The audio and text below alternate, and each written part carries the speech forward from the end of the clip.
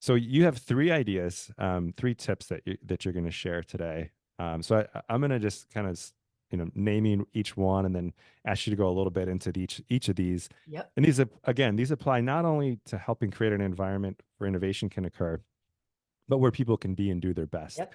So the first one is doing the opposite of your instincts.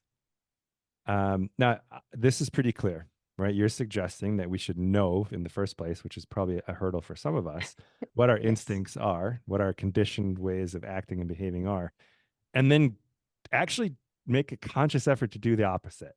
So I don't need to ask you to explain what you mean by this because it is crystal clear to me. But could you maybe describe why do you think this is so important? How does this add value? And then we'll go into what are some things people can do to get better at this. Yep. So one of the things that, I think anybody in any organization kind of as you go up the ladder, and it is a ladder, you learn that you're expected to have the answers. I mean, that's why you have the answers.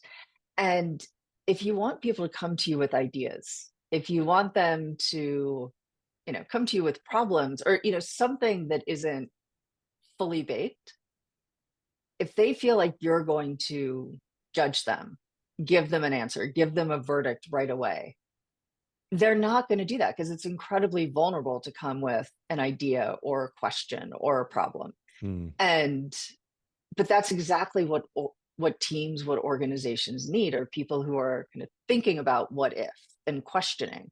And so as a leader, you kind of have to recognize that instinct of I'm used to having all the answers, everyone looking at me to make the decision.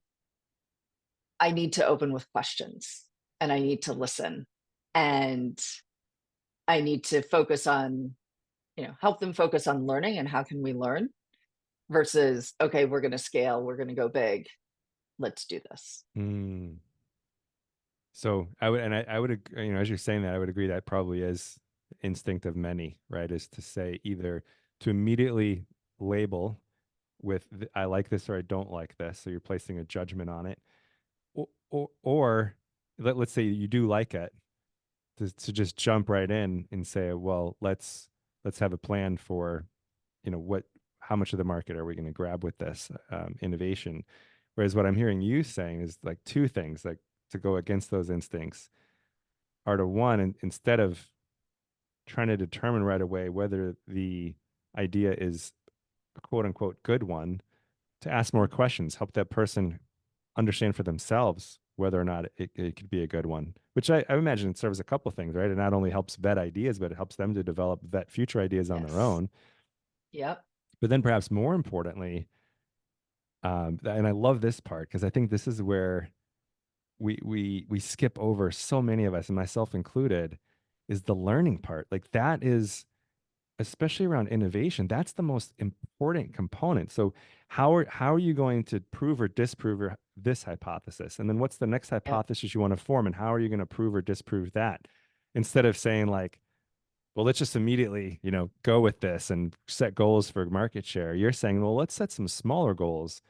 And how Mhm. are we going to form hypotheses around what value we're creating, how this is going to solve problems and test those? Am I Yep. catching that right? Am I understanding right? Yeah. It is. It's all about learning. Kind of, as we were talking about with NASA, we got to the moon, but we also got a whole bunch of stuff along the way. We got Velcro and Tang and cell phones and all sorts of stuff. And so the focus on learning creates huge benefits that can go through the organization. So focusing on like, okay, what can we learn versus, all right, well, can we get 25% market share? Like, I will be honest, when we were launching Swiffer we went round after round after round on budget and it kept getting kicked back, being like, no, this isn't right. This isn't right. And I'm like, what number do you want to see? And then I just goal seeked it and was like, how about this one? And they're like, oh, that's great. Like, that's not like, this is not how we should plan a business. Goal Right. seek. But ultimately, that's what people do if you kind of just keep setting this thing of like, I know what's best, Hmm. go. Yeah, it sounds very much like agile development, right? You can't go to a team that's building software and say, how much is this going to cost? I mean, a good team should come back and tell you, well, we don't know because we don't know what problems we're going to uncover while we're building this, and or what new opportunities might arise. I Yep. mean, if you think about just the fallacy of even asking that question, it's like, let's say you told somebody you have to do this for $1 million.